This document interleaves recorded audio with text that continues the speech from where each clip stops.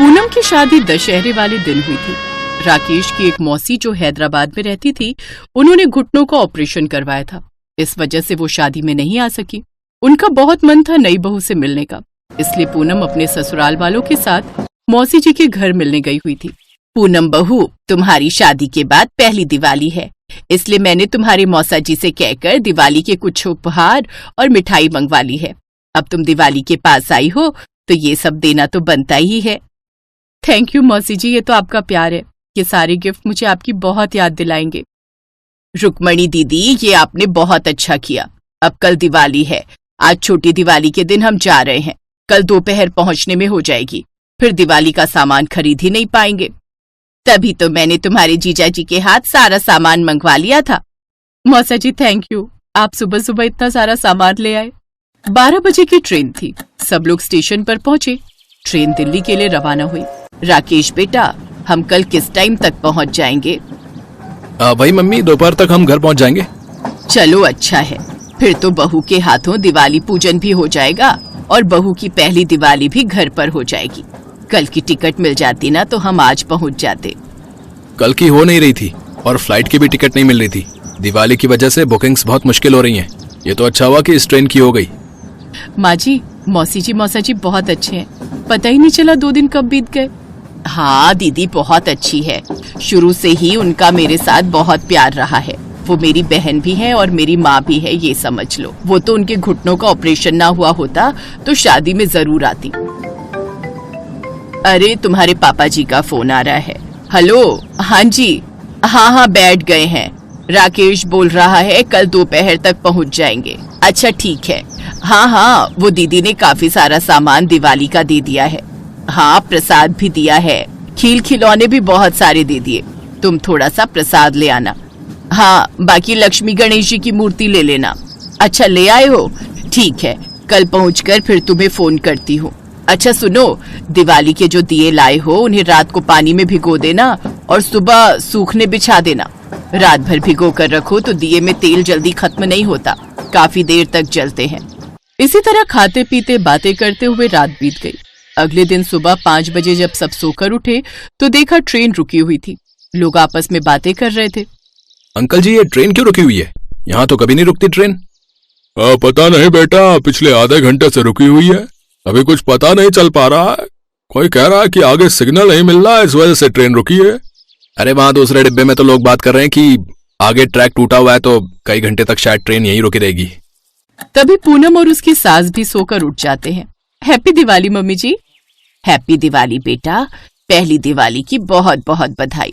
जीती रहो, खुश रहो, सदा सुहागन रहो। Happy Diwali Rakesh ji. Happy Diwali Poonam. Happy Diwali माँ। खुश रहो बेटा, सदा सुखी रहो। अच्छा, आपकी बहू की पहली दिवाली है? हैप्पी दिवाली आंटी जी। हाँ, बहू की पहली दिवाली है। कहीं रिश्तेदारी से आ रहे हो? हाँ बहन जी, वो मेरी बहन रहती है हैदराबाद।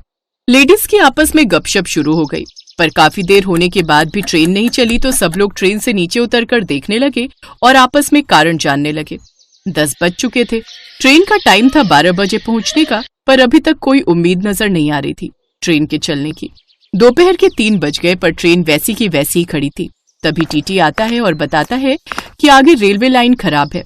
अब जब लाइन ठीक होगी तभी ट्रेन आगे बढ़ेगी। मम्मी, अब हम दिवाली कैसे मनाएंगे? हमारी तो पूरी दिवाली ट्रेन में बीतने वाली है। क्या करें बिटिया, अब इसमें हम कुछ नहीं कर सकते। अब तो जब रेलवे ट्रैक ठीक होगा तभी ट्रेन चलेगी। शायद आज की दिवाली हमारी अंधेरे में इस ट्रेन में बीतने वाली है। हमारी तो बहू की पहली दिवाली थी। हमने सोचा घर टाइम पर पहुंच जाएंगे तो घर पर दिवाली सेलिब्रेट कर लेंगे, पर क्या पता था कि दिवाली की रात इस ट्रेन में बीतेगी। मम्मी, तभी मैं बोल रहा था फेस्टिवल के मौके पर हमें नहीं जाना चाहिए। अब देखो परेशानी आ गई। वहाँ पापा भी फोन कर रहे हैं कि कब पहुंचोगे। उन्हें बताया तो वो भी चिंता में आ रहे हैं। कोई नहीं, तुम्हारे पापा जी को बोलना दिवाली की पूजा करके ताऊ जी के घर चले जाएंगे। सबका मन बहुत उदास हो गया। दिवाली की शाम आई। सब बस आपस में बातें ही कर सकते थे, कोई कुछ नहीं कर सकता था। सबकी बातचीत के दौरान ट्रेन में ही पूनम को एक और हमउम्र लड़की मिल गई। उसकी भी इसी साल शादी हुई थी और उसकी भी पहली दिवाली थी। दोनों आपस में बातें करने लगी। तभी पूनम के दिमाग में एक आइडिया आया। वर्षा, तुम्हारी भी पहली दिवाली है और मेरी भी। क्यों ना हम अपनी इस दिवाली को कुछ स्पेशल बनाएं? हम अपनी दिवाली ट्रेन में मनाएं। पर कैसे? हमारे पास तो ना ही दिवाली के दीपक और लाइट्स हैं और ना ही मिठाई खील बताशे। मेरे पास सारा सामान है, रुको मैं अभी बैग में से निकालती हूँ। बहू, ये सामान क्यों निकाल रही हो? माँ जी, आज दिवाली है। अगर हम घर पर दिवाली नहीं मना सकते तो ट्रेन में तो मना ही सकते हैं ना। और वैसे भी ये सामान मौसी जी ने बहुत प्यार से दिया था ताकि मैं अपनी पहली दिवाली पर इस्तेमाल कर सकूं। अब हम दिवाली पर घर तो पहुंच नहीं पाएंगे, इसलिए मैं सोच रही हूँ हम दिवाली का त्योहार ट्रेन में मनाएंगे। आइडिया तो बहुत अच्छा है, लाओ मैं हेल्प कर दूं।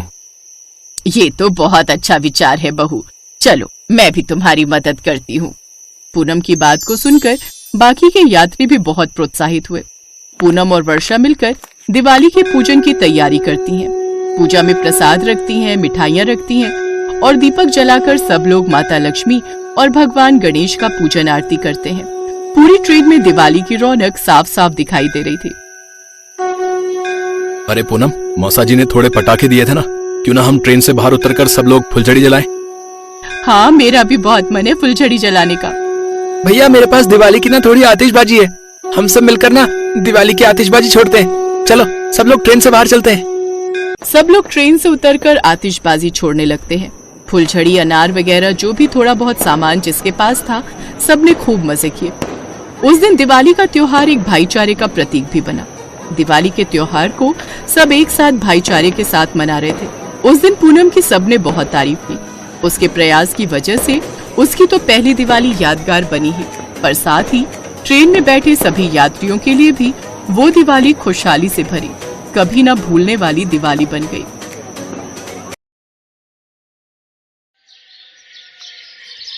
सूरज और चंदन दोनों काफी अच्छे दोस्त थे।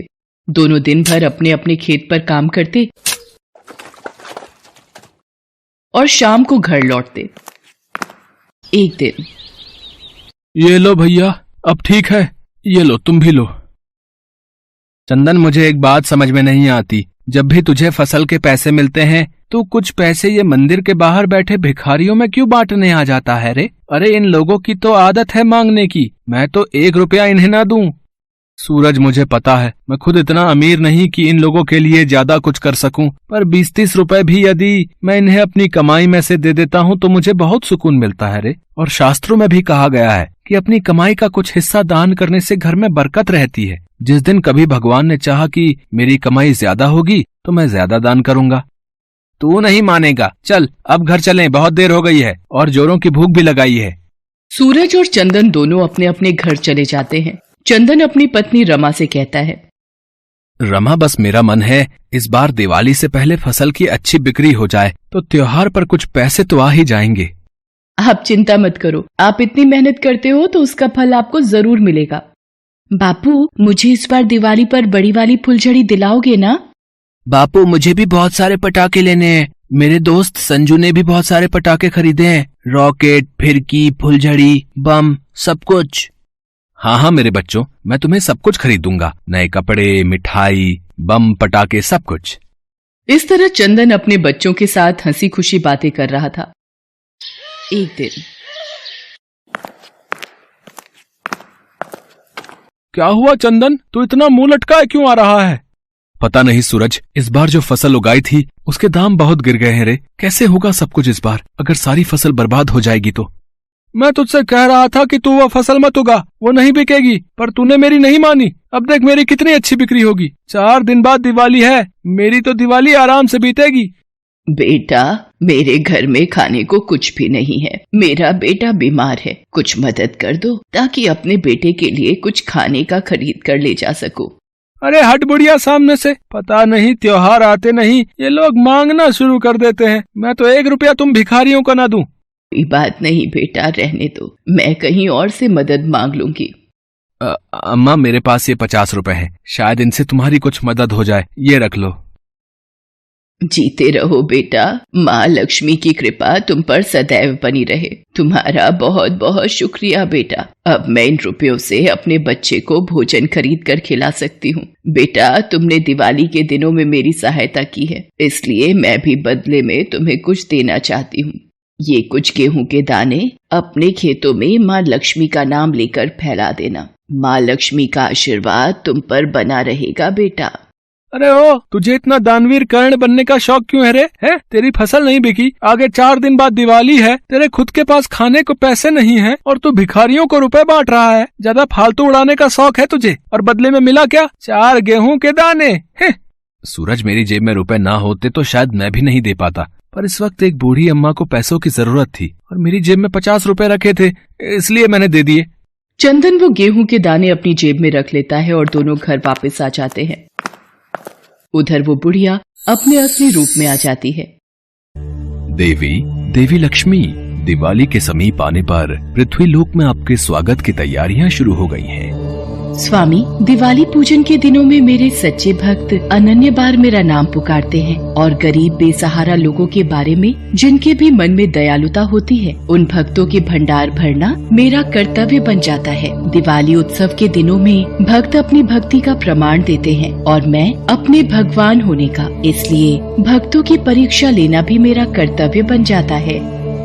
देवी लक्ष्मी, ये तो सत्य है, जिस मनुष्य पर भी आपकी कृपा हो जाए वो धन धान्य वैभव से परिपूर्ण हो जाता है और दरिद्रता उसे छू नहीं पाती, और ये उन्हीं के भाग्य में लिखा होता है जो मन से साफ और सच्चे होते हैं। उधर चंदन रमा से कहता है, रमा, मेरी फसल कोई भी नहीं खरीदेगा। मुझे कुछ समझ में नहीं आ रहा है, मैं इस दिवाली पर क्या करूँगा? बच्चों की इच्छाओं को कैसे पूरा करूँगा?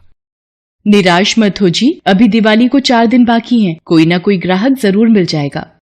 रमा, मैं जरा खेत का चक्कर लगा कर आता हूँ, ठीक है?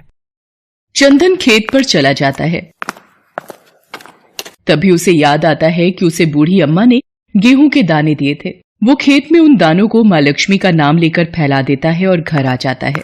अगले दिन जब सूरज सोकर उठता है तो उसके द्वार पर एक ग्राहक आता है और उस फसल के बारे में पूछता है। चंदन उसे खेत पर ले जाता है। हरी भरी लहराती फसल को देखकर ग्राहक खुश होकर उस फसल को खरीदने के लिए बोलता है। ये सुनकर चंदन बहुत खुश होता है और वो अच्छे दामों पर अपनी सारी फसल उस व्यक्ति को बेच देता है। चंदन मन ही मन माँ लक्ष्मी को धन्यवाद करता है। पता नहीं उसके मन में ये विश्वास उठा था कि उसने जो गेहूं अपने खेतों में फैलाए थे वो माँ लक्ष्मी का ही आशीर्वाद था। चंदन खुशी खुशी सारी बात रमा को बताता है। रमा, माँ लक्ष्मी के आशीर्वाद से हमारी सारी फसल बिक गई। माँ लक्ष्मी, आपकी जय हो। मैं सूरज को ये बात बताकर आता हूँ, वो जब ये खबर सुनेगा तो बहुत खुश होगा। चंदन सूरज को ये खुशखबरी सुनाने जाता है।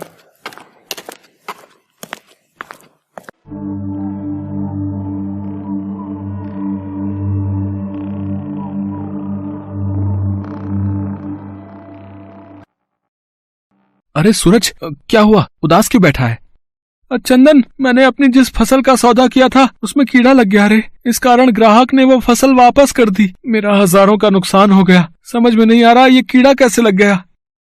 कोई बात नहीं सूरज, तू इतनी चिंता मत कर, मैं तेरे साथ हूँ। तुझे कोई भी परेशानी हो या रुपयों की जरूरत हो तो मुझे बता देना, और दिवाली का त्योहार हम दोनों परिवार एक साथ मनाएंगे। तू परेशान मत हो।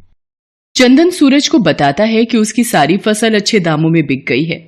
ये सुनकर सूरज हैरान रह जाता है। उसे शायद अपनी भूल का एहसास होता है और वो चंदन से कहता है, मैंने हमेशा रुपयों को बचाकर रखने का सोचा रे, कभी भी किसी को दान पुण्य नहीं किया, और तुमने हमेशा खुद गरीब होते हुए भी मजबूर लोगों की मदद की। तुम सच में दयालु हो चंदन। हर व्यक्ति को तुमसे सीख लेनी चाहिए। अब से मैं भी दूसरों की मदद करूंगा। मुझे एहसास हो गया है, जो दूसरों की सहायता करते हैं भगवान उनकी सहायता करने स्वयं धरती पर आते हैं। उस दिन के बाद सूरज भी मजबूर और बेसहारा लोगों की मदद करने लगा। वो भी चंदन के साथ जितना हो सके उतना दान किया करता था। सही कहा है, दान भले ही 1 रुपए का क्यों ना हो, वो दान कहलाता है। इसलिए कभी भी ये ना सोचें कि आपने बहुत बड़ा दान करना है। जितना आपके बस में है उतना जरूर कीजिए। किसी को 1 प्याला चाय का भी यदि आप पिलाते हैं तो वो कहीं न कहीं आपके अच्छे कर्मों में जुड़ जाता है। और फिर चंदन और सूरज एक साथ मिलकर दिवाली मनाते हैं। माँ लक्ष्मी और भगवान गणेश की पूजा करते हैं और बच्चे मिलकर ढेर सारे पटाखे और फुलझड़ियां चलाते हैं और एक दूसरे के गले मिलकर मिठाई खिलाते हैं।